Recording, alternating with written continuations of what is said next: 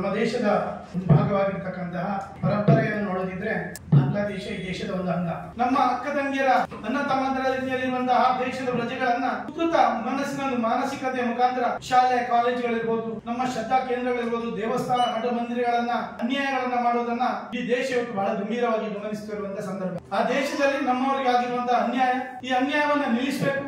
ಅಂತಾರಾಷ್ಟ್ರೀಯ ಮಟ್ಟದಲ್ಲಿ ಬಾಂಗ್ಲಾದೇಶವನ್ನ ಯಾವ ರೀತಿ ತೆಗೊಳ್ಬೇಕು ಅನ್ನೋದನ್ನ, ಬಾಂಗ್ಲಾದೇಶಕ್ಕೆ ಸರಿಯಾದ ದಿಕ್ಕನ್ನು ತೋರಿಸಬೇಕು ಅನ್ನೋ ಉದ್ದೇಶಕ್ಕೋಸ್ಕರ ಈಗಾಗಲೇ ನಮ್ಮ ದೇಶದ ಪ್ರಧಾನಿಗಳ ಅನೇಕ ರೀತಿಯ ಪ್ರಯತ್ನಗಳನ್ನ ಮಾಡುವುದನ್ನು ನಾವು ಕಂಡಿದ್ದೇವೆ. ರಾಜಕೀಯವಾಗಿ ಇದನ್ನ ತಗೊಳ್ಳದೆ ನಮ್ಮೆಲ್ಲರ ಅರಿವು ಮುಂದಿನ ದಿವಸಗಳಲ್ಲಿ ಈ ದೇಶದ ಪರಿಸ್ಥಿತಿ ಕೂಡ ಯಾವುದು ಆಗುವುದು ಅನ್ನೋದನ್ನ ಅರಿತುಕೊಂಡು, ಆತ್ಮೀಯ ಸುದ್ದಿ ಮಾಧ್ಯಮದ ಬಂಧುಗಳೇ, ಇವತ್ತು ನಮ್ಮ ಸುದ್ದಿಗೋಷ್ಠಿ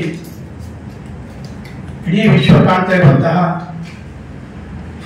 ನಮ್ಮ ದೇಶದ ಒಂದು ಭಾಗವಾಗಿರ್ತಕ್ಕಂತಹ ಪರಂಪರೆಯನ್ನು ನೋಡೋದಿದ್ರೆ ಬಾಂಗ್ಲಾದೇಶ ಈ ದೇಶದ ಒಂದು ಅಂಗ. ಇವತ್ತು ಬಾಂಗ್ಲಾದೇಶದಲ್ಲಿರುವಂತಹ ಎಲ್ಲ ನಮ್ಮ ಹಿಂದೂ ಬಂಧುಗಳಿಗೆ ಆಗ್ತಾ ಇರುವಂತಹ ಅನ್ಯಾಯ, ಇವತ್ತಿನ ಮಾಧ್ಯಮವನ್ನು ನಾವು ಕಾಣುವಾಗ, ದೃಶ್ಯ ಮಾಧ್ಯಮವನ್ನು ಕಾಣುವಾಗ, ಆ ದೇಶದ ಯಾರೊಬ್ಬ ಪ್ರಧಾನಿ ಅಧಿಕಾರ ಸ್ವೀಕಾರ ಮಾಡಿದ ಮೊಹಮ್ಮದ್ ಶಹಾಬುದ್ದೀನ್, ಈ ವ್ಯಕ್ತಿ ನಾಗರಿಕ ಸಮಾಜ ಒಪ್ಪಿಕೊಳ್ಳುವಂತ ಒಂದು ವ್ಯಕ್ತಿ ಅನ್ನೋದನ್ನ ಕೂಡ ಹೇಳಿಕೆ ನಾಚಿಕೆ ಆಗ್ತದೆ. ಅನಾಗರಿಕರ ರೀತಿಯಲ್ಲಿ ಒಬ್ಬ ವ್ಯಕ್ತಿ ಪ್ರಧಾನಿ ಒಂದು ದೇಶವನ್ನು ಯಾವ ರೀತಿ ನಡೆಸ್ತಾನೆ ಅನ್ನೋದನ್ನ ಇವತ್ತು ಆ ದೇಶದಲ್ಲಿ ನಡೆಯುವಂತಹ ಹಿಂದೂ ವಿರೋಧಿ ನೀತಿ, ಬಾಂಗ್ಲಾದೇಶ ಅನೇಕ ಕಷ್ಟಗಳ ಕಾಲದಲ್ಲಿ ಅಲ್ಲಿಯ ಜನಕ್ಕೆ ಅನ್ನ ಹಾಕಿದಂತ ಒಂದು ವಿಶ್ವವಿಖ್ಯಾತ ಒಂದು ಸಂಸ್ಥೆ ಇದ್ದಿದ್ದು ಇಸ್ಕಾನ್ ಸಂಸ್ಥೆ. ಇಸ್ಕಾನ್ ಸಂಸ್ಥೆ ಅದೆಷ್ಟೋ ಬಡವರ ಹಸಿವನ್ನ ನೀಗಿಸಿ ಬಾಂಗ್ಲಾವನ್ನು ಅದೆಷ್ಟೋ ಬಾರಿ ಬಾಂಗ್ಲಾದೇಶಕ್ಕೆ ಆಶ್ರಯ ನಿಂತಿರುವಂತದ್ದನ್ನು ನಾವೆಲ್ಲ ಕಂಡಿದ್ದೇವೆ, ನೋಡಿದ್ದೇವೆ. ಇವರ ಹೇಳಿಕೆ ಯಾವ ರೀತಿ ಉಂಟು ಅಂತ ಹೇಳಿದ್ರೆ, ಕೇವಲ ಹಿಂದೂಗಳನ್ನ ಮಾತ್ರ ಗುರಿ ಮಾಡಿಕೊಂಡು ನಮ್ಮ ಅಕ್ಕ ತಂಗಿಯರ ಅಣ್ಣ ತಮ್ಮಂದಿರ ರೀತಿಯಲ್ಲಿರುವಂತಹ ದೇಶದ ಪ್ರಜೆಗಳನ್ನ ಒಂದು ಕುಕೃತ ಮನಸ್ಸಿನ ಮಾನಸಿಕತೆಯ ಮುಖಾಂತರ ಶಾಲೆ ಕಾಲೇಜುಗಳಿರ್ಬೋದು, ನಮ್ಮ ಶ್ರದ್ಧಾ ಕೇಂದ್ರಗಳಿರ್ಬೋದು, ದೇವಸ್ಥಾನ ಮಠ ಮಂದಿರಗಳನ್ನ ಹೊಡೆದು ಕೊಳ್ಳೆ ಹೊಡೆಯುವಂಥದ್ದು, ಬೇರೆ ಬೇರೆ ರೀತಿಯ ಲೂಟಿ ಅನ್ಯಾಯಗಳನ್ನ ಮಾಡುವುದನ್ನ ಇಡೀ ದೇಶ ಇವತ್ತು ಬಹಳ ಗಂಭೀರವಾಗಿ ಗಮನಿಸುತ್ತಿರುವಂತಹ ಸಂದರ್ಭ. ಈ ದೇಶದ ಇಡೀ ದಕ್ಷಿಣ ಕನ್ನಡ ಜಿಲ್ಲೆಯ ಜನತೆ ಒಂದು ನಿರ್ಧಾರವನ್ನು ತಗೊಂಡಿದ್ದಾರೆ. ನಾಡ್ದು ಬುಧವಾರ ಬೆಳಿಗ್ಗೆ 10 ಗಂಟೆಗೆ ಹಿಂದೂ ಹಿತರಕ್ಷಣಾ ಸಮಿತಿಯ ನೇತೃತ್ವದಲ್ಲಿ ಒಂದು ಬೃಹತ್ ಪ್ರತಿಭಟನೆಯನ್ನು ಮಾಡಿ ಆ ದೇಶದಲ್ಲಿ ನಮ್ಮವರಿಗೆ ಆಗಿರುವಂತಹ ಅನ್ಯಾಯ, ಈ ಅನ್ಯಾಯವನ್ನ ನಿಲ್ಲಿಸಬೇಕು. ಅಂತಾರಾಷ್ಟ್ರೀಯ ಮಟ್ಟದಲ್ಲಿ ಬಾಂಗ್ಲಾದೇಶವನ್ನ ಯಾವ ರೀತಿ ತೆಗೊಳ್ಬೇಕು ಅನ್ನೋದನ್ನ, ಬಾಂಗ್ಲಾದೇಶಕ್ಕೆ ಸರಿಯಾದ ದಿಕ್ಕನ್ನು ತೋರಿಸಬೇಕು ಅನ್ನೋ ಉದ್ದೇಶಕ್ಕೋಸ್ಕರ ಈಗಾಗಲೇ ನಮ್ಮ ದೇಶದ ಪ್ರಧಾನಿಗಳ ಅನೇಕ ರೀತಿಯ ಪ್ರಯತ್ನಗಳನ್ನು ಮಾಡುವುದನ್ನು ನಾವು ಕಂಡಿದ್ದೇವೆ. ಈ ದೇಶದ ಪ್ರಧಾನಿಗಳಿಗೆ ಒಂದು ಬೆಂಬಲವನ್ನು ಕೊಡಲಿಕ್ಕೆ, ಆ ಭಾಗದ ಹಿಂದೂ ಬಂಧುಗಳನ್ನ ರಕ್ಷಣೆ ಮಾಡೋದಕ್ಕೋಸ್ಕರ ನಮ್ಮ ಜಿಲ್ಲೆಯಲ್ಲಿ ಒಂದು ದೊಡ್ಡ ಪ್ರತಿಭಟನೆಯನ್ನು ನಾವು ಹಮ್ಮಿಕೊಂಡಿದ್ದೇವೆ. ಈ ಪ್ರತಿಭಟನೆಯಲ್ಲಿ ಭಾರತೀಯ ಜನತಾ ಪಾರ್ಟಿ ಪುತ್ತೂರು ಕ್ಷೇತ್ರದಿಂದ ಅತಿ ಹೆಚ್ಚು ಹಿಂದೂಗಳನ್ನು ಕರ್ಕೊಂಡು ಹೋಗುವುದರ ಮುಖಾಂತರ ಈ ಕ್ಷೇತ್ರದಿಂದ ಸರಿಸುಮಾರು 5,000 ಹಿಂದೂ ಬಂಧುಗಳನ್ನ ಅಲ್ಲಿ ಭರಿಸಬೇಕು. ನಮ್ಮ ಬಿಜೆಪಿಯ ಕಡೆಯಿಂದ ಬೂತ್ ಮಟ್ಟದಿಂದ 20 ಜನರನ್ನು ಹೊರಡಿಸುವುದರ ಮುಖಾಂತರ ಈ ಬೃಹತ್ ಪ್ರತಿಭಟನೆಯನ್ನ ಯಶಸ್ವಿಗೊಳಿಸಬೇಕು ಅನ್ನೋ ಉದ್ದೇಶವನ್ನು ಇಟ್ಕೊಂಡಿದ್ದೇವೆ. ಮಾಧ್ಯಮ ಮಿತ್ರರ ಹತ್ರ ನಮ್ಮ ವಿನಂತಿ, ಇದು ಒಂದು ರಾಜಕೀಯ ಪ್ರೇರಿತವಾಗಿ ಅಲ್ಲ, ಇದು ಇಡೀ ಹಿಂದೂ ಸಮಾಜ, ಇಡೀ ಭಾರತೀಯರು ಒಪ್ಪಿಕೊಳ್ಳುವಂಥದ್ದಲ್ಲ. ಇದನ್ನ ಇಡೀ ವಿಶ್ವಕ್ಕೆ ಕಾಣುವ ರೀತಿಯಲ್ಲಿ ನಮ್ಮನ್ನು ಪ್ರತಿಭಟನೆ ಆಗಬೇಕು. ಆ ಮುಖಾಂತರ ನಾಡಿನ ಯಶಸ್ಸಿಯ ಒಂದು ನಾಡಿನ ಪ್ರತಿಭಟನೆ ಅತ್ಯಂತ ಯಶಸ್ವಿಯನ್ನು ಕಾಣಬೇಕು ಅನ್ನೋ ಉದ್ದೇಶಕ್ಕೋಸ್ಕರ ಭಾರತೀಯ ಜನತಾ ಪಾರ್ಟಿ ಇವತ್ತು ಸುದ್ದಿಗೋಷ್ಠಿಯನ್ನು ಮಾಡ್ತಾ ಇದ್ದೇವೆ. ಎಲ್ಲ ಹಿಂದೂ ಬಂಧುಗಳೇ, ನಿಮ್ಮ ಹತ್ರ ಕಳಕಳಿಯ ವಿನಂತಿಯನ್ನು ಮಾಡ್ತಾ ಇದ್ದೇವೆ.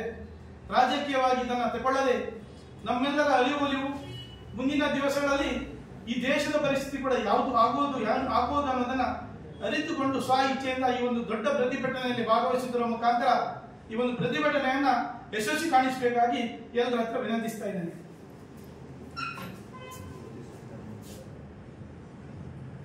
ಬೆಳಿಗ್ಗೆ 10 ಗಂಟೆಗೆ ಜ್ಯೋತಿ ಸರ್ಕಲ್ ಹತ್ರ ನಾವೆಲ್ಲರೂ ಸೇರಿಕೊಂಡು ಜಿಲ್ಲಾಧಿಕಾರಿಗಳ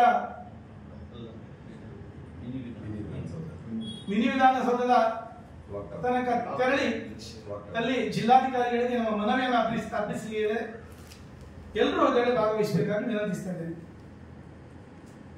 ಇಲ್ಲಿಂದ ಹೋಗುವ ವಿಧಾನಕ್ಕೆ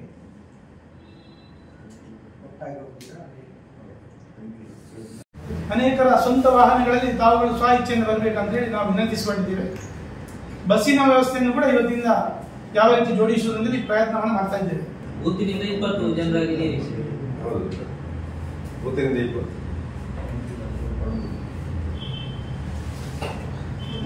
ಒಟ್ಟು ಎಷ್ಟು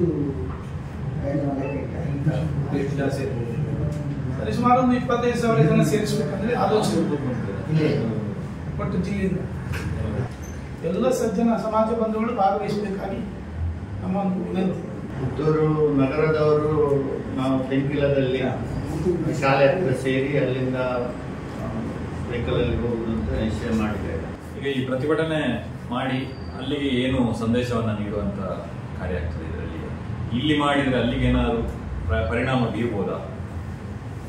ಪರಿಣಾಮ ಯಾವ ಉದ್ದೇಶ ಅಂತ ಹೇಳಿ ಅಲ್ಲಿಯ ಹಿಂದೂಗಳು ವಿಶೇಷವಾಗಿ ಈ ದೇಶವನ್ನು ನಂಬಿ ಬದುಕುವಂತ ಪರಿಸ್ಥಿತಿಯಲ್ಲಿ ಕಾಣುವಂತೆ ಈ ದೇಶದ ಅಸಂಖ್ಯಾತ ಬಹುಸಂಖ್ಯಾತ ಹಿಂದೂಗಳು ನಿಮ್ಮೊಟ್ಟಿಗೆ ಇದ್ದಾರೆ ಅನ್ನೋ ಒಂದು ಸಂದೇಶವನ್ನು ಕೊಡುವುದರ ಮುಖಾಂತರ ಅಂತಾರಾಷ್ಟ್ರೀಯ ಮಟ್ಟದಲ್ಲಿ ಒಂದು ಒತ್ತಡವನ್ನು ತರುವುದರ ಮುಖಾಂತರ ಅಲ್ಲಿಯ ಪ್ರಜೆಗಳಿಗೆ ಅಲ್ಲಿ ಅನೇಕ ಬೇರೆ ಬೇರೆ ಪಂಥಗಳ ಕೇವಲ ಮುಸಲ್ಮಾನರು ಮಾತ್ರ ಅಲ್ಲ, ಹಿಂದೂಗಳು ಮಾತ್ರ ಅಲ್ಲ, ಹಿಂದೂಗಳ ವ್ಯವಸ್ಥೆಯಲ್ಲಿ ಅನೇಕರು ಬೇರೆ ಬೇರೆ ಕ್ರಿಶ್ಚಿಯನ್ಗಳಿರ್ಬೋದು, ಇವರೆಲ್ಲರೂ ಒಂದು ರಕ್ಷಣೆ ಆಗ್ಬೇಕೆನ್ನೋ ಒಂದು ಉದ್ದೇಶ. ಈಗ ಅಲ್ಲಿ ಗಲಾಟೆ ಸ್ಟಾರ್ಟ್ ಆಗಿ ಒಂದು 2 ತಿಂಗಳು ಆಗ್ತಾ ಬಂತು. ಅದು ಇಷ್ಟ ತನಕ ಕೇಂದ್ರ ಸರ್ಕಾರ ಯಾವುದೇ ಕ್ರಮ ಕೈಗೊಳ್ಳಿಲ್ಲ. ಅವರನ್ನು ಅವರ ಅಧ್ಯಕ್ಷರ ಜೊತೆ ಮಾತಾಡೋ ಕೆಲಸ ಮಾಡಲಿಲ್ಲ. ಲೇಟ್ ಆಯ್ತಂತ ಅನಿಸ್ಬೇಕು. ಯಾವಾಗ ಶೇಖ್ ಮಾಜಿ ಪ್ರಧಾನಿಗಳಲ್ಲಿದ್ದು ಶೇಖ್ ಹಸೀನಾ ಅಲ್ಲಿಂದ ನಿರ್ಗಮಿಸಿದ ನಂತರ ಈ ದೇಶಕ್ಕೆ ಬಂದಿದ್ರು ಅನ್ನೋ ಒಂದು ಸುಳಿವು ನಮಗೆಲ್ಲರಿಗೂ ಗೊತ್ತಿರುವಂಥದ್ದು. ತದನಂತರ ದಿವಸಗಳಲ್ಲಿ ಬೇರೆ ಬೇರೆ ರೀತಿಯ ಪ್ರಯತ್ನಗಳನ್ನು ನಮ್ಮ ಹೆಮ್ಮೆಯ ಪ್ರಧಾನಿಗಳು ಮಾಡಿದ್ದಾರೆ. ಇವತ್ತು ಕೂಡ ನಮ್ಗೆಲ್ಲರಿಗೂ ನಂಬಿಕೆ ಉಂಟು. ನಮ್ಮೆಲ್ಲರ ಆಗ್ರಹ ಕೂಡ ಈ ದೇಶದ ಪ್ರಧಾನಿಗಳು ಇದರ ಬಗ್ಗೆ ಅತ್ಯಂತ ಅಂತಾರಾಷ್ಟ್ರೀಯ ಮಟ್ಟದಲ್ಲಿ ಮಾತಾಡಬೇಕು. ನಮ್ಮ ದೇಶ ನಿರಂತರ ಅಲ್ಲಿ ಆಗುವಂತಹ ಅನ್ಯಾಯದ ವಿರುದ್ಧ ಧ್ವನಿ ಎತ್ತು ಮಾತಾಡಿಸುವುದರಲ್ಲಿ ನಮ್ಮ ಪ್ರಧಾನಿಗಳನ್ನ ನಾವು ಕೂಡ ಗ್ರಹಿಸ್ತಾ ಇದ್ದೇವೆ. ಬಾಂಗ್ಲಾ ಹುಟ್ಟಿದ್ದೇ ಭಾರತದಿಂದ ಬಾಂಗ್ಲಾದ ತುಂಬಾ ಸಾವಿರಾರು ಲಕ್ಷ ಜನ ವಲಸಿಗರು ಭಾರತಕ್ಕೆ ಬಂದಿದ್ದಾರೆ. ಅವರನ್ನು ಇಲ್ಲಿ ಪೋಷಿಸ್ತಾ ಇದ್ದಾರೆ ಎಷ್ಟು ವರ್ಷಗಳಿಂದ. ಇದು ಕೇವಲ ಬಾಂಗ್ಲಾದೇಶಕ್ಕೆ ಮಾತ್ರ ಅಂತ ಅನ್ನೋದಕ್ಕಿಂತಲೂ ಪ್ರಸ್ತುತ ಕಾಲಘಟ್ಟದಲ್ಲಿ ನಾವುಗಳು ಕೂಡ ಈ ದೇಶದ ಹಿಂದೂ ಬಂಧುಗಳು ಕೂಡ ಬಹಳಷ್ಟು ಎಚ್ಚರಿಕೆಯಿಂದ ಮುಂದಿನ ದಿವಸ ನಮಗೂ ಯಾವ ಪರಿಸ್ಥಿತಿ ಬರಬಹುದು ಅನ್ನೋದನ್ನ ಗಮನಿಸಿ ಊಹಿಸಲಿಕ್ಕೂ ಸಾಧ್ಯ ಇಲ್ಲದ ರೀತಿಯಲ್ಲಿ ಇವತ್ತಲ್ಲಿ ಕಾಣುವಂಥದ್ದು. ಅದಕ್ಕೋಸ್ಕರ ಈ ದೇಶದ ಪ್ರಜೆಗಳು ಕೂಡ ನಾವೆಲ್ಲರೂ ಒಟ್ಟಾದ್ರೆ ಮುಂದಿನ ದಿವಸಕ್ಕಾದ್ರೂ ನಮ್ಮ ಮುಂದಿನ ಪೀಳಿಗೆಗಾದ್ರೂ ಒಂದು ಧೈರ್ಯ ಕೊಡುವಂತ ಒಂದು ಸಂದೇಶ. ಅದಕ್ಕೋಸ್ಕರ ಎಲ್ಲ ಹಿಂದೂಗಳು ವಿಶೇಷವಾಗಿ ಎಲ್ಲ ರಾಜ್ಯಕ್ಕೆ ರಹಿತವಾಗಿ ಕಾರ್ಯಕ್ರಮದಲ್ಲಿ ಭಾಗವಹಿಸಬೇಕಾಗಿ ನಮ್ಮೆಲ್ಲರ ವಿನಂತಿ.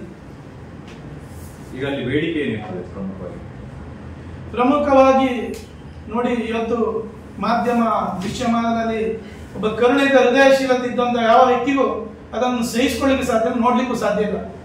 ಆ ರೀತಿ ಒಂದು ವಿಕೃತ ಕಾಮ ರೂಪದಲ್ಲಿ ಕಾಣುವಂಥದ್ದು. ಅದನ್ನ ನಮ್ಮ ಸರ್ಕಾರ ಯಾವ ರೀತಿ ನಿಭಾಯಿಸ್ತದೆ ಅನ್ನೋದಕ್ಕಿಂತ ನಾವೆಲ್ಲರೂ ಅದನ್ನ ಖಂಡಿಸಬೇಕು, ಇಡೀ ಸಮಾಜ ಖಂಡಿಸಬೇಕು. ಖಂಡಿತ ನಮಗೆಲ್ಲ ನಂಬಿಕೆ ಉಂಟು.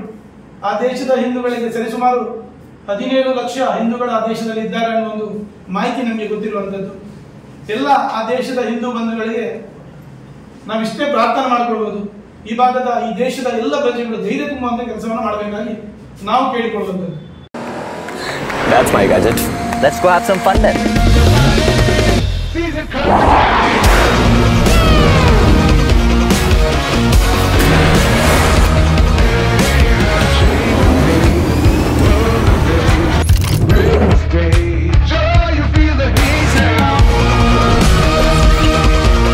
Introducing the hot and techy Brezza SCNG. Cool new SCNG tech for a cool new generation.